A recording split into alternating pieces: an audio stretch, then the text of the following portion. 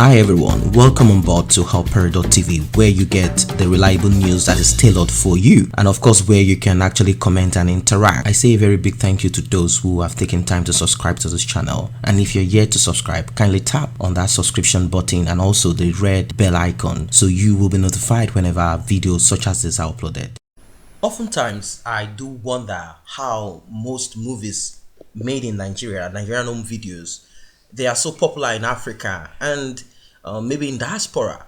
And when I looked closely, I realized that many of the actors and actresses never went to any acting school, yet they are able, most of the times, because of their ability to be dramatic, they're able to showcase their skills and talents. And this has touched into every nooks and cranny of Nigeria. Now let us look at DSS and Sowore. DSS has come in with another new twist. They say Sowore may be knocked down by vehicle, by a passing automobile if released to the lawyer. That is what DSS claims. What a shame. Now, can't you see that this is theatrical? This is theatrical. This is shameful. This is a show of shame. It's a drama that is never going to end. You've seen lots of that in the Senate. We know of the dancing senator. We know of the one that said he got lost in the bush, he hid in the tree, and all of that story. We know of the president that flies back and forth, a lot of drama.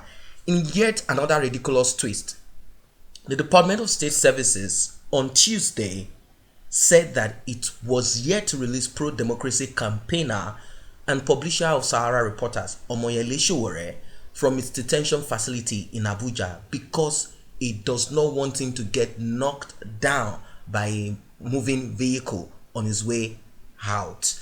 I don't know if DSS facility is situated on the expressway. How can Sowore be knocked down? What a shame. It seems these people have mental problems. This administration is filled of mental issues and illness. Spokesperson for the agency, always this man, Peter Afunanya, Igbo man, Biafran man. And I was wondering if the judge, the case in this Sowore's case, they made sure that the judge, Justice Ijeoma Ojukwu from the eastern part of Nigeria, and Peter Afunanya, the spokesperson, not because Peter Afunanya is the brain behind the DSS, Buhari is the brain behind the DSS and the cabals. Yes, and of course, the Hausa Fulani man that is the head of the DSS.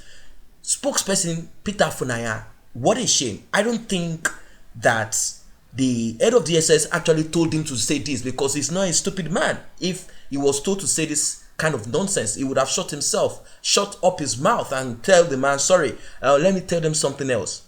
He came out to say, he told journalists in Abuja on Tuesday that Sowore's lawyer, Femi Falana, senior advocate of Nigeria, was yet to come fetch him from their facility. Afunanya said, we cannot just release Sowore and ask him to go because he may be knocked down by a moving vehicle at the gate. What is this? I hope this is not a subtle way of telling us that Sowore has been injected with certain, compounds, certain, things are inside of his body that will probably make him get disoriented, because there's nothing these guys cannot do. They believe that there's nothing Nigerians can do. They've tested the sea, they've tested the waters, they've tested everything, they've looked at everything around, they've checked the strength of Nigerians. They realize that many of them are mediocres. They realize that many of them have been desensitized. They realize that many of them are just fools. That is why they feel what is going to happen. He has no voice, he has no one. So if we knock him down or kill him, nothing is going to happen in Nigeria. How can Peter Afunanya say that Sowore will be knocked down by a moving vehicle if they release him at the gate?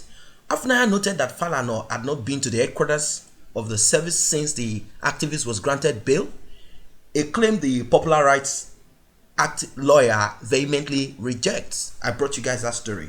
Afunanya claimed that the DSS was following administrative procedures by asking the shorties to come forward for proper documentation. He said, we respect rules and orders of the court, and there was never a time the Director General said he would not release Sowore.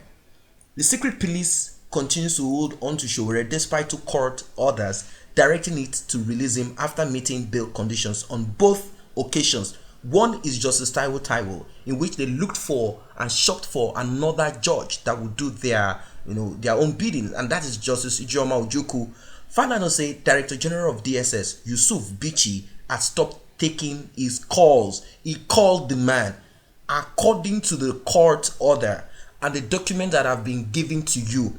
Kindly release my client to so and so. They say no. Do you know the catch? I'll tell you what the thing is all about. You see, after the court ruling, they expect Femi Falana to come to their office, and Femi Falana is going to sign certain documents and affidavit swearing that if Omoyele Sowore grants any interview, if Omoyele Sowore goes on YouTube, on Facebook, or use any social media platform to speak, to hear his views, to say the things that are happening inside of DSS detention and any other thing, if Sowore gathers amongst 1, 2, 3 people, then Femi Falana and anyone around Femi Falana and Sowore will be arrested and kept in perpetuity. That is it. That is what DSS want to create their own rules and law that is outside of the legal platform, outside of the judicial system. That is what is going to happen. And if he even goes there to speak to them, they will definitely tell him that Bichi is not around, because Bichi listens only to the person that kept him there, and that is Buhari and the cabals. Buhari has made sure with the rest of the cabal to pocket the judiciary system, the judicial arm of the government that are supposed to act without being in control of the executive. But now they've become a parastatal of the executive. The legislative arm, those ones are zero. They found a way of making sure that certain groups of people do not come back, and these are opposition members that will kind of muscle on them. They want to make sure that they have more from APC, being 90% of the house, if that is ever going to be possible. They want to make sure that APC is simply there so that they can rubber stamp anything. Just imagine how much they are pushing for this hate speech bill. Now, don't get me wrong, there's nothing wrong with hate speech, but in Nigeria, that law, that bill will not be applied properly. Falana says Director General of DSS Yusuf Bichi had stopped picking his calls. He said, I confirm that I have an official relationship with the Director General of SSS, but since the commencement of the case of Sowore and Bakare, the Director General of the DSS has stopped and refused picking up my calls. That is what he said. While I have since become a persona non grata in the office of the SSS, that is what Falana said. Sowore was arrested, and that's the worst certain groups of people use, but I prefer to use abducted, kidnapped in Lagos on August 3rd, 2019, for calling on Nigerians to come out and march to the street. And that is where the problem is. Nigerians, a lot of people did not give voice to this movement. That is it. People did not make use of their platform. A few people did. That is the reason why. So it was not so viral. That is one of the problems. So they realized that Sowore is nothing, inconsequential. That is what they called it. Why? Because in Nigeria, you need to have a certain structure, and the way you can have and get that structure is through corruption, by bribing those hungry, typical Nigerians. That is how you get structures. You have to bribe certain people because they no longer work with their conscience any longer. They work with their stomach. It is what will get into their stomach. That is what they work with, meaning anyone can pay anybody to come picket for them. That is just what it is.